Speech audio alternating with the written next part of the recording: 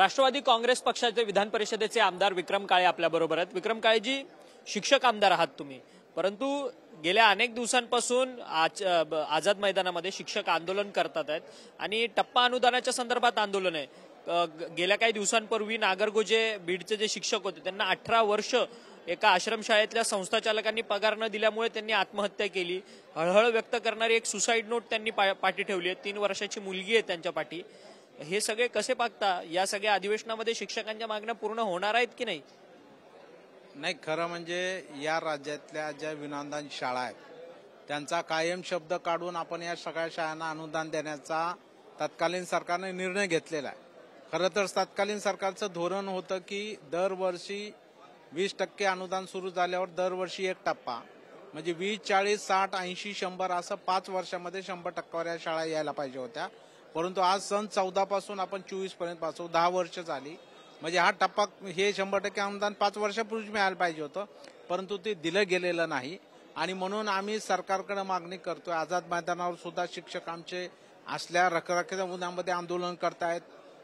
परवाच नागरगोजे नावाच्या शिक्षकांना बीड जिल्ह्यामध्ये आत्महत्या केलेली आहे। परवाच 2 शिक्षकांचा हार्ट अटॅकमुळे मृत्यू झालेला आहे। शेवटी सरकार हे शेतकऱ्यांच्या आत्महत्या जसं पाहतंय तसं या पुढच्या काळात शाहू फुले आंबेडकरांच्या विचारानं चालणारं सरकार म्हणून एकीकडे आपण म्हणतो, आणि त्या राज्यामध्ये अशा पद्धतीने शिक्षकांच्या आत्महत्या होणं हे या सरकारला भूषणावं नाही। त्यामुळं जो निधी अर्थसंकल्पामध्ये शिक्षण विभागाला दिलेला आहे पुढच्या वर्षी म्हणजे 25-26 साठी, त्या निधीतून तरी या शिक्षकांचं वेतन करावं, अशा प्रकारची मागणी आम्ही शिक्षण मंत्र्याकडे केली।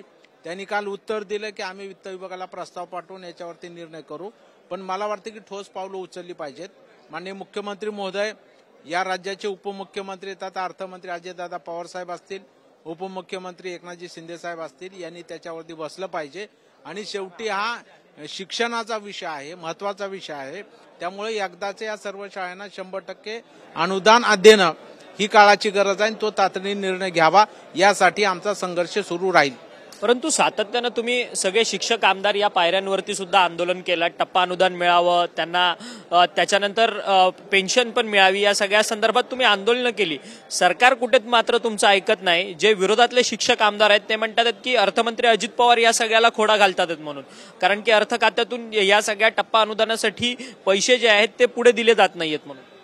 नाही, असं आपल्याला म्हणता येणार नाही, कारण शेवटी या राज्याचं सगळा ताळमेळ एकूण खर्चाचा घालून आपल्याला सगळं नियोजन करावं लागतं, आणि ते काम अर्थमंत्री म्हणून कुठले अर्थमंत्री करत असतात। मला वाटतं निश्चितपणानं शेवटी सुप्रीम हे मुख्यमंत्री आहेत, अर्थमंत्री दोन उपमुख्यमंत्री आहेत। शेवटी या तिघांनी बसून तो निर्णय केला पाहिजे।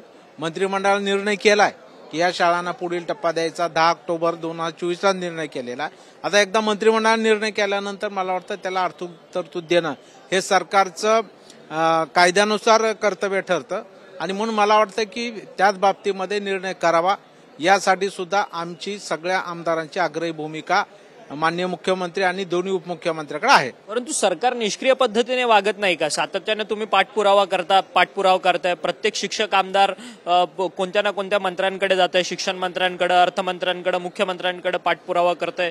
सगळे तुम्ही इथं शिक्षक आमदार या पायऱ्यांवरती आंदोलन केलं। काही सत्ताधारी आहेत, काही विरोधक आहेत। सत्ताधारी आमदारांचं सुद्धा हे सरकार ऐकत नाहीये का? निष्क्रिय हे सरकार आहे का, असा सवाल उपस्थित होतो या सगळ्यामुळे। कारण की शेतकऱ्यांप्रमाणे आता तुम्ही म्हटलं की शिक्षकांच्या देखील आत्महत्यांचा संपूर्ण क्रम सुरू झाला या राज्यात।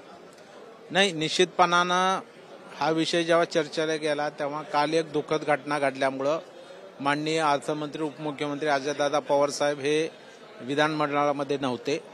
कदाचित ते आज येतील, पुन्हा आम्ही त्यांना भेटून याच्यामध्ये सरकारनं सकारात्मक मार्ग काढावा ही आमची विनंती राहणार आहे, आणि आम्हाला खात्री आहे की निश्चितपणाने हे अधिवेशन संपण्याच्या पूर्वी या विषयावरती सरकार मार्ग काढेल। सभागृहात आता तुम्ही MPSCच्या महाराष्ट्र सेवा आयोगाच्या ज्या काही रिक्त पदं आहेत ती भरण्याच्या संदर्भात तुम्ही एक मुद्दा मांडलेला आहे, परंतु गेल्या काही दिवसांपासून पाहतोय, वर्षांपासून पाहतोय लोकसेवा आयोगाच्या ज्या काही पदं आहेत, रिक्त पदं, ती कुठेतरी भरली जात नाहीयेत। अशा पद्धतीची संपूर्ण प्रक्रिया आता सध्या राज्यात दिसते। नाही, आपण पाहिले की अमृत महोत्सव साजरा करतोय म्हणून माननीय मुख्यमंत्री देवेंद्रजी फडणवीस साहेबांनी गेल्या 2-2.5 वर्षापूर्वी मुख्यमंत्री असताना घोषणा केली होती की या राज्यात 75,000 पदांची भरती केली जाणार आहे. परंतु एकीकडे ही घोषणा होत असताना ही सगळी पदं भरली का? आणि हेच नाही तर नियत वयामानानुसार वय वर्ष 58 झालं की सेवानिवृत्ती ही चालत आहे. ती आज आहे, उद्या आहे, परवा आहे. त्यामुळे ही पदं नियमित वेतन श्रेणीतली आहेत. ही पदं काही तात्पुरती नाहीत. आजही लागणार, उद्याही लागणार. परंतु सरकार मात्र ही पदं रेग्युलर न भरता कंत्राटी पद्धतीने एकीकडे भरतंय. हा सुद्धा अन्याय तरुण तरुणीवरती होतोय. शेवटी एवढी मोठं क्वालिफिकेशन घ्यायचं, एवढं मोठं शिक्षणासाठी खर्च करायचा, आई वडील स्वतः उपाशी राहून लेकरं शिकावं आणि लेकराचं भविष्य घडावं म्हणून त्या ठिकाणी कष्ट करतात, घाम घालतात. आणि दुसरीकडे जेव्हा लेकरू शिकतो तेव्हा त्याला नोकरी मिळत नाही. ही शोकांतिका नवयुवक युवतीच्या पुढे आहे. म्हणून मी आज सभागृहामध्ये आतापर्यंत ज्या जागा रिक्त आहेत, ज्या रेग्युलर पदाच्या जागा आहेत त्या तातडीनं भराव्यात.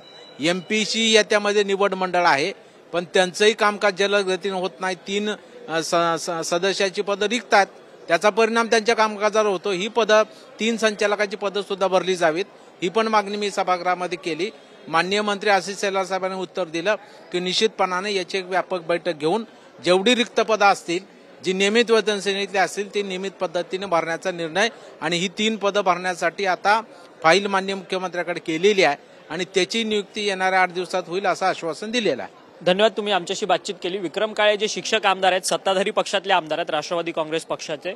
खरं तर सत्ताधाऱ्यांचं हे अपयश म्हणावं की शिक्षकांच्या शाळांना जे टप्पा अनुदान मिळायचं होतं ते मिळालेलं नाही. सरकारी निर्णय झालाय, परंतु आतापर्यंत प्रशासन का या संदर्भात उदासीन आहे?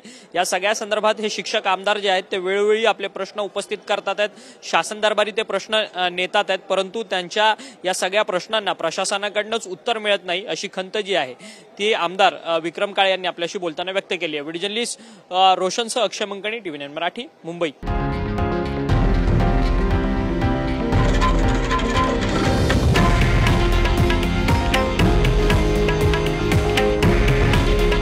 हे आहे देशातील नंबर 1 न्यूज नेटवर्क आणि आपण पाहत आहात TV9 मराठी. काळजी तुमची, हित महाराष्ट्राचं.